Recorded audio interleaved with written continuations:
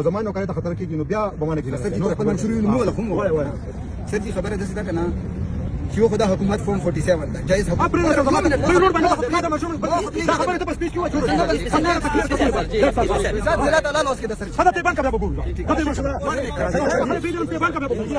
هاي هاي زما خواره قسمته زما د خولي نه وته پیسه پاغي باندې ستا بچي خېټه مړی پاغي باندې ستا خزه ستا خويندې ستا مور پلار خېټه مړی او ته راځي مانه دمکی راکې چې ته روډ باندې بیا به ګورو دا زما قانوني او آئینی حق دی چې زبر خپل مسلې مخې ته تاسو تقدم چې تاسو نه کوي زبر روډ باندې لکه پولیس شو یا داسې بل یو محکمه شو دا خو د عوامو نوکران دي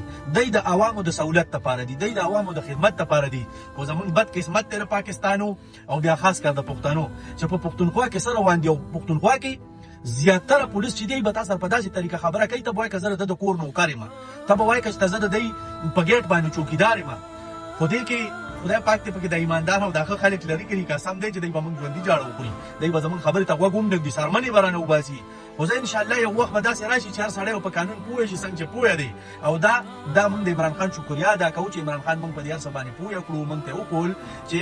پولیس والا سره داغه سي اختیار دی فوجي سره داغه سي اختیار دی د دې کارونه سدي د دې لیمټ سره او تاسو سره اختیار دی او تاسو سره اهمیت دی او بس انشاءالله لږ وخت پاتې دی او د ظلم د شپه به تیر شي او د سکون او د راحت سره انشاءالله ډیر زر روان دي ځکه چې نن هر سړی پوهه چې قانون سره او ظلم سره او بربریت څه ته وایي